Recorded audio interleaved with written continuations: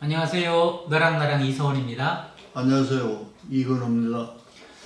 네, 선생님 계속 우울증에 대한 이야기를 하는데 우울증 한 뿌리를 파보죠. 파보는데 이전 시간에는 그런 말씀을 여쭤봤어요. 집에 우울증 환자가 있을 때 어떻게 대해야 될 것인가.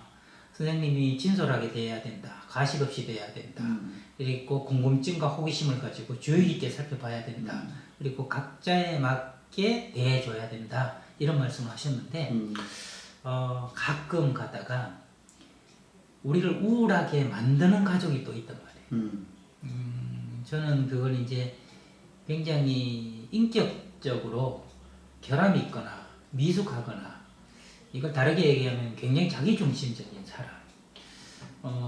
남의 감정 같은 건 중요하지 않고 살펴보면 생각해보면 저도 가까운 곳에서 생각해보면 자기가 좋아하는 거는 죽어도 해야 되고 자기가 싫어하는 거는 죽어도 하지 않으려고 그래서 다른 사람이 죽든 말든 힘들든 말든 상관하지 않고 끝까지 그걸 하려고 그러면 그건 나이가 70, 80대도 미숙한 사람이 아닌가 저는 그런 생각이 드는데 그런 사람이 시아버지라든가 아니면 시댁의 누구라든가 또 친정의 누구라든지 여자 입장에서 봤을 때 그런 사람 한 사람 있으면서 가족 구성원들이 너무 힘들단 말이에요. 그랬을 때 우울해지거든요. 그 사람이 그래도 죽는 것도 아니고 그런 사람은 또 잘 안 죽어요. 이게 오래 산단 말이에요. 이런 어떻게 보면 제가 이전에 JS라고 말씀드린 진상 미숙한 사람이 가족 구성원일 때 이 가족을 이 속에서 어떻게 내가 덜 우울해지고 살 수 있을까? 이것도 제가 매뉴얼로 여쭤보는 건 아니고요. 어떻게 가족 중에 그 사람이 특히 이제 부모라든지 시부모, 장인, 장모라든지 좀 내보다 윗사람일 경우에 아랫사람으로서 어떻게 대해야 될지 이거 저 상담하면서도 굉장히 참 곤란하고 곤혹스러운 질문이거든요. 의문이고 어떻게 하면 좋겠습니까? 근데 이제 또 오늘도 기초부터 또 그렇죠. 각오하고 있었습니다. 그 일체 유심조라고 그랬잖아. 그러셨죠. 네. 그 모든 것은 나로부터 출발하는 거예요. 네.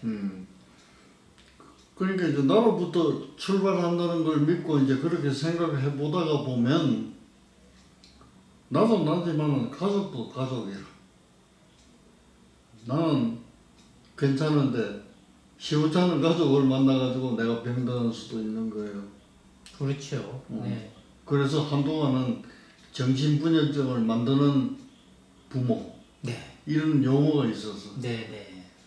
특히 어머니 네. 정신분열증을 만드는 엄마. 어머니 네. 그건 이제 가족이 중요하다는 뜻이잖아요. 그렇죠. 네. 개인도 개인이지만 네.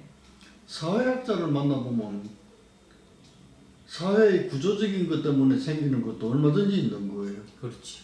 그렇게. 다른 사회 구조 같으면 얼마든지 적응을 잘하고 살 사람도 네. 미국 두면 괜찮을 장애인이 한국에 있으니까 우울해져. 그렇지. 네.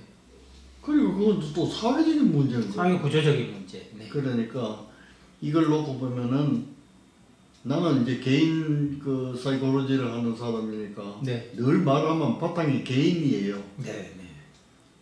그러니까 이제 아내는 사회학을 하는 사람이니까 사회 심리. 말하다 보면 또 이제 사회 구조적인 문제를 또 얘기합니다. 그랬던 것 같아요. 저도 우리 선생님께 여쭤보면 이동훈 교수님께서는 이게 사회 구조가 너무 급격하게 변하다 보니까 이런 일이 그렇지. 있다 이렇게 진단을 그러니까 이제 해주시고. 결론적으로 얘기하면 우리가 모두 시각장애인이에요. 장님 코끼리 만지는 거예요. 나는 개인적인 사이콜로지만 만진 거고. 코끼리 다리를 만지셨고 네. 그리고 아내는 사회적인 거를 만졌어. 몸통을 만지셨고 네.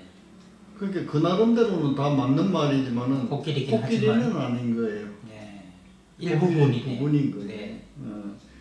그러니까 이제 그걸 우울증을 설명하는 것도 그러거나 마찬가지라. 네. 하나하나 이렇게 집어서 설명할 수 없다는 게 이제 그래서 그런 거거든요. 네.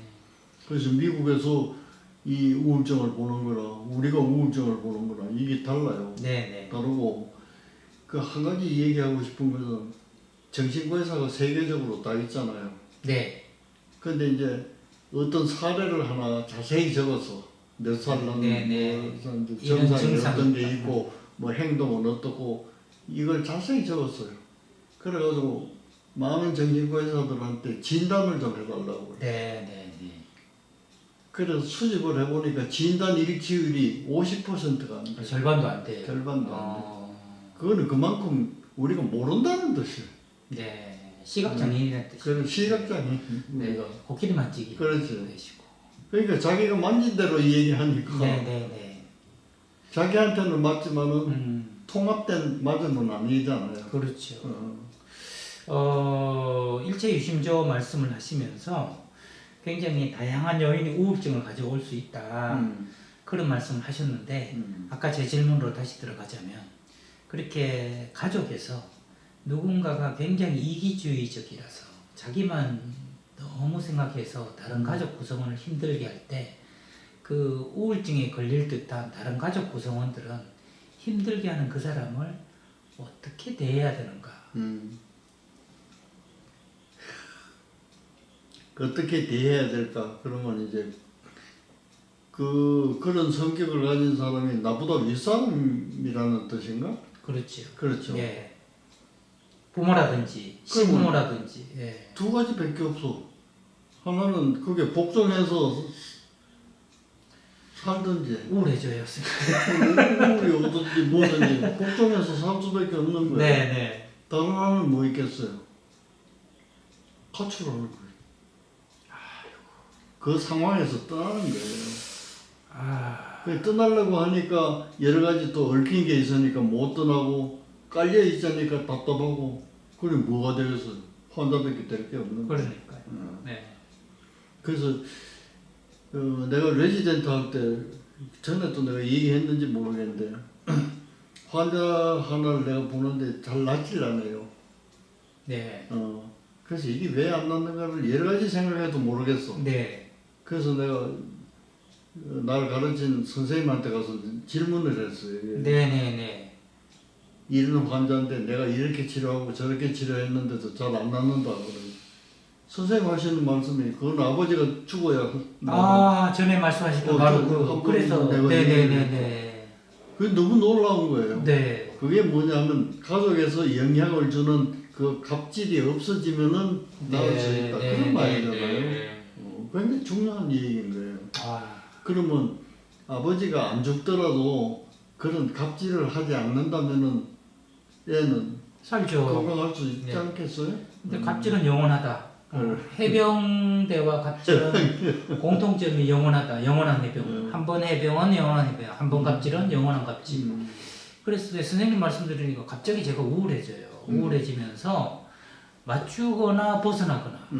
근데 대부분은 맞추려면 내가 우울해지고 벗어나려니 벗어날 만한 조건이 안 되고 야, 이거 울고 싶으란데요. 근데 이제 그 가출을 하는데 용감해야 돼. 네. 거기서 머뭇거리면 예. 우울증에 걸려요. 네. 뭐 얘를 뭐 멀리서 들 것도 없고 뭐 정주영 회장 뭐 네. 그거는 뭐 부모가 갑질해서 그런 게 아니고 네. 가난하니까 가난이 갑질인 거예요. 네. 이 가난을 어떻게 하면 벗어나겠는가? 그냥 여기 앉아서 농사 짓고 하다가는 평생 못 벗어나겠다. 네. 이러니까 소판돈 쥐고 가출한 거예요. 네. 그 부처님은 또 왜 집 나갔어요? 그 가만히 앉아서 뭐 임금도 되고 말이죠. 네. 호의호식도 하고 네. 할 텐데. 생로 병사가 어떻게 우리에게 고통을 주는가 하는 걸 자기가 길거리에 나가보니까 그런 사람들이 많으니까 이게 뭔가 궁금증을 가지고 파고들다 보니까 부처님이 된 거예요. 네. 그 부처님이 왕성을 안 떠났으면 지금 불교도 없을 거 아니에요. 그렇죠. 그런 거나 마찬가지로 그런 환경을 박차고 나가는 힘이 있어야 돼. 네. 그 요새 이제 지난번에 우리 뭐 인공위성 띄우다가 다 올라가가지고 실패했다고 그러잖아요. 네. 그 처음에 그 1970 몇 년도인지 모르겠다. 그 달 우주 착륙선 아폴로 11호? 어? 미국 거야 아니면? 미국. 네. 달에 처음으로 아폴로 11호. 그게 아폴로. 닐 암스트롱이 최초로 발견된. 네. 그것이 그때 이제 극장에서 그 영상으로 많이 보여줬어. 예. 그러니까 이제 내 친구의 이제 시인이 하나 있어. 네네. 그는 이제 감성적으로 받아들이는데 뭐라고 받아들이냐면 이 로켓이 남근을 상징한다는 거야. 아, 이동하니까. 네네네. 그래서 불을 뿜으면서 이래 박차고 올라가는데 네. 자기는 막 전율을 느꼈다는 거야. 대기권을 박차고 올라가. 네네네. 가출이라는 것은 그만한 힘이 필요하다. 그 얘기를 하려고 내가. 그러네요, 선생님. 저는 대기권은 아무나 박차고 넘어가지 못하는 그만한 에너지가 있어야 된다. 네. 그렇듯이 가출하는 것도 나를 얽매고 있는 그런 환경을 탈출하자면 대기권 벗어나는 것 정도로 엄청난 용감하고 힘이 있어야 돼. 네, 선생님 용기라는 것에 대해서 잠깐 이야기를 더 나누고 싶어요. 뭐를? 용기에 대해서. 용기에 대해서. 대기권을 로켓가 뚫고 나가는 그 거대한 용기 말이죠. 힘에 대해서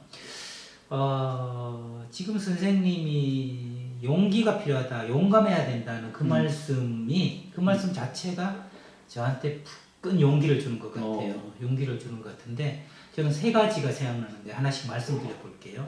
첫 번째, 제가 교수 자리를 박차고 나왔을 때 그건 제 인생에서 용기였던 것 같아요.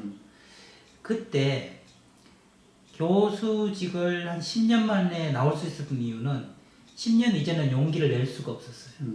왜 용기를 낼 수 있었냐면 모든 걸 버리는 게 저는 용기라는 걸 그때 알았어요.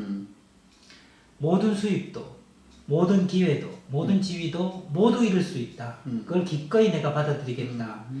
이게 딱 서니까 이 버리는 것들이 하찮게 보였어요. 그래서 나올 수 있었거든요. 근데 뭐 저같이 느끼면서도 못 나오는 선생님들도 있고 그렇죠. 또 나오는 선생님들도 있잖아요. 정말 대기권을 벗어나는 것처럼 모든 걸 버리는 것은 정말 쉽지 않다는 저 개인적인 경험이 있고요. 또 하나의 간접적인 경험은 저는 한 10년 이상 쉼터라는 곳이 있어요. 남편한테 맞고 몰래 주거지를 숨기고 거기서 있는 어머님들한테 10여 년 동안 상담을 갔었어요.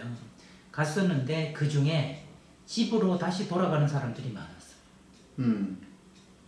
그거는 그렇게 길들여져 가지고 그쪽으로 가버리는 거예요. 근데 뭐 예를 들면 이런 거죠. 강남의 타워 빌리스에 살고 있어요. 남편이 때리는 것만 자기가 참고 그걸 받아들이면 타워 빌리스에서 명문대 나온 걸로 아이 키우면서 살 수 있습니다. 근데 남편을 떠나면 돈 10원 하나 받을 것 없이 저 경기도에 가서 연탄불 피는 지하 셋방에서 시작해야 되거든요. 학위도 돈도 사회적인 여건도 모든 걸 다 버리고 처음부터 맨몸으로 다시 시작해야 되는데 그것을 결심하는 사람이 제 10년 동안 경험으로 100명 중에 한두 명 있었을까요? 없더라고요. 내 모든 것들을 원점으로 돌아간다는 게 이것이야말로 정말 로켓가 대기권을 뚫고 나가는 큰 힘이 필요하다. 그것 또한 용기다. 간접적으로 겪었고요. 최근에는 요즘 늘어나고 있는 사회 현상 중에 하나가 40이 됐는데도 부모한테서 독립하지 않고 부모하고 같이 살면서 돈 다 받고 부모를 또 힘들게 하는 자식들이 늘어나고 있단 말이에요. 이 또한 용기와 관련된 일이다. 저는 그런 생각이 드네요. 그래서 이걸 하다 보니까 세 가지 떠오르는 예를 말씀드리다 보니까 용기란 기꺼이 나의 기득권을 모두 내려놓을 수 있는 그런 힘 이런 생각이 드네요. 그런데 이제 좀 용기를 갖도록 하기 위해서 내가 좀 쉬운 비유를 하나 하면 지금 이서원 선수의 이 컵을 들고 있지. 내 컵을 갖고 싶으면 어떻게 하면 되겠어요? 이 컵을 치우고 이걸 그러면 이거 가는 거지. 그러네요. 네네네. 이걸 놓지를 않으니까 자 이걸 갖고 있으면서 내 컵을 받아보세요. 잡을 길이 없네. 잡을 길이 없어. 네. 너무 간단한 거예요. 참. 제가 그렇게 길게 말씀하신 거, 말씀드린 걸 그냥 한 방에. 그런데 이제 그게 쉽지 않다 그런 뜻이기도 하고, 예. 그다음에 내가 살아오면서 그렇게 길들여져 버리면 벗어나기 어려워. 우리 환자들도 궁극적으로는 내가 치료를 해서 지역 사회에서 사회에 이르도록 잘 살아가도록 해주는 게 내가 치료라. 네. 그런데 병원에서 오래도록 적응했던 사람은 사회에 나가서 재적응이 안 돼요. 아하. 병원에서는 적응을 엄청 잘해요. 네네. 그래서 그런 걸 우리가 시설 정신병이라고 이름을 네. 또 따로 붙여. 또 하스피탈리즘이라고. 그 갇혀 있는 그 사회에서는 네네. 모든 역할을 잘해요. 네. 마치 엄마의 태중에. 그 안에서 속에서. 네네네. 근데 나오면 못 하는 거예요. 아하. 그거는 이제 이렇게 길들여졌다. 길들여졌다. 네. 저는 그 말씀 들으면서 인삼과 산삼이 떠올라요. 나 그렇지. 예, 비닐하우스에서 완전히 이렇게 떠받들어진 인삼. 근데 척박한 산야에서 자신의 힘만을 믿고 모진 비바람을 견뎌낸 산삼. 겉으로 보면요, 인삼이 훨씬 크고 보기도 좋습니다. 그럼. 근데 그거 아주 헐값이에요. 그건 뭐 멀리 갈 것도 없어. 네. 비닐하우스에서 큰 꽃하고 네. 들판에서 굴락하는 야생화하고 누가 아름다움이. 아름답기도 하고 누가 생명력이 크냐. 그러네요. 네. 산삼이 될 것이냐, 인삼이 될 것이냐. 그러니까 이제 우리가 그러니까 이제 개인이 말고 가족, 사회 이렇게 번져보면 사회 구조적으로 그렇게 훈련시키는 게 당연한 것처럼 받아들인다면은 그런 모든 것을 잊어버리는 거지. 네. 아, 가족 이야기로 들어오니까 참 원리는 이 컵을 내려야 되는데 이 컵을 내리면 내가 죽을 것 같은 그런 두려움 때문에 이게 우울해지는 거 아니겠어요, 그죠? 그러니까 요새 이제 어른들은 그런 말을 많이 해요. 자식은 품 안의 자식이라고. 네. 그 뒤에 따라오는 건 쓸데없다 그 얘기거든. 근데 나는 생각이 달라요. 자식은 품 안의 자식이라야 된다. 그건 자기가 독립적으로 생활할 만하면 떠나야 되는 게 자식이에요. 네. 부모는 독립적으로 그렇게 생활할 만하면 놓아줘야 돼. 네. 근데 요새 이제 아까 질문한 거로 그래 오래 붙어 사는 사람은 내가 애가 나한테 기대는 것도 있지만은 내가 안 나와주는 거. 이게 이제 서로 들어맞으니까. 그렇죠. 그렇게 해서 하는 건데. 그럴 때 부모님들이 이런 얘기 상담실에서 많이 하시죠. 그럼 어떻게 해요, 선생님? 떠나보내야지. 그렇지. 떠나보내야 되는데. 떠나보내고 자기 아빠는 자기가 해야지. 네. 근데 그게 이제 우리한테는 익숙하지 않으니까 아직은 과속이니까. 근데 내 친구들이 미국 가서 살면서 이제 그게 제일 놀란 거예요. 18살 되면 딱 나가잖아. 근데 우리 친구들이 키우는 애들은 한국 생각 반, 미국 생각 반. 그게 미국식으로는 18살 되면 내 맘대로 하고 싶다 이거예요. 독립해서. 그 다음에 이제 한국식으로는 내가 집 나갈 테니까 집 하나 사줘. 이런 사고가 지금 혼재되어 있는 거예요.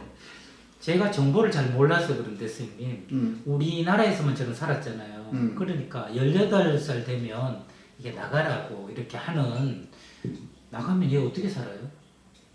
나가면 어떻게 사냐고? 미국 애들? 미국에서? 나도 안 살아봐서 모르는데 이 얘기를 들으면 전부 은행에서 대출 같은 거 받든지 그 다음에 이제 그런 신용으로 이제 또 대출해 주는 것도 있고 있나 봐. 그걸 가지고 자립을 하는 거예요. 야, 정말 자기. 그래서 이제 내 친구들이 나한테 하는 얘기가 너 월급 받고 좋겠다 내가 그랬더니 그게 아니고 자기 돈은 하나도 없다는 거예요. 왜 그러냐고. 이게 전부 렌트라는 거예요.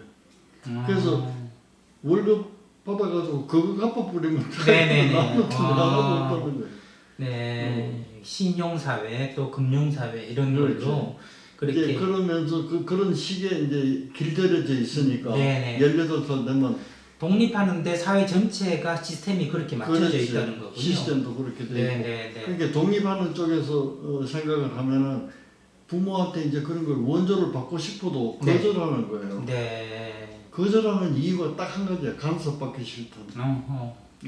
내가 독립해서 내 마음대로 그런 자기 가치관대로 살아가겠다는 거예요. 경제적으로 의존 관계에 있으면서 의존관계에 진정한 있으면 독립은 내가 의존한 것만큼은 보답을 해야 된다. 맞아요. 네. 그러니까 우리나라에서 한동안 유행했던 게 자식은 보험 든 게 아니라 보험으로 생각하거든. 잘 키워놓으면 나중에 효자돼 너는. 네네. 근데 이제 그냥 그것도 인출에 갈 뿐이네요. 우리가 이제 사회가 자꾸 변동되는 네네. 사회니까 네. 그런 미국 사회나 네. 그런 데서 이제 변화된 거하고 네. 같이 이제 독립성이 더 이게 바람직하게 보이는 그런 사회가 되지 않을까. 네. 선생님 마지막으로 이 질문 하나를 더 추가로 드리고 싶은데 미숙한 부모나 윗사람 때문에 내가 우울증에 걸릴 정도가 되면 간단하게 떠나든지 맞추든지 그렇지. 이랬잖아요. 근데 맞추면 좀 비굴해지고 떠나면 힘들어지잖아요. 힘들어지니까 이제는 안 떠나고 윗사람의 그런 좀 모자라고 진상짓을 갑질을 하는 사람하고 살 때 맞추지만 그래도 내가 우울증에 걸리지 않고 마음을 좀 지킬 수 있는 그런 마음이 또 있을까요? 없어요. 아이고 저 희망을 가져야 희망 좀 주세요. 선생님. 예를 들면 네. 그 우울증에 안 걸리도록 부모를 이게 마니플레이트 할 정도의 힘이 있으면 그 힘으로 탈출하는 거예요. 그 힘조차 없기 때문에 의존하는 거예요. 그래서 병이 나는 거예요. 우울증 걸릴 수밖에 없다 뭐 이렇게 가야 되나? 부모는 안 변해요. 네. 부모는 네. 내보다 힘이 더 세고 네. 변할 이유도 없고. 또 나보다 더 큰 거예요. 그러니까 갑인 거예요. 네. 안 변하는 부모 밑에서 있으려면 내가 내 마음을 지키면서 같이 사는 방법은 없다. 없죠. 그래서 이제 나한테 그 애들이 그 사춘기가 되면 말 잘 안 듣잖아요. 네. 그러니까 데리고 와서 이 말 잘 듣는 애로 좀 바꿔달라고 그래요. 예. 그래서 나는 부모한테 거꾸로 이렇게 얘기해요.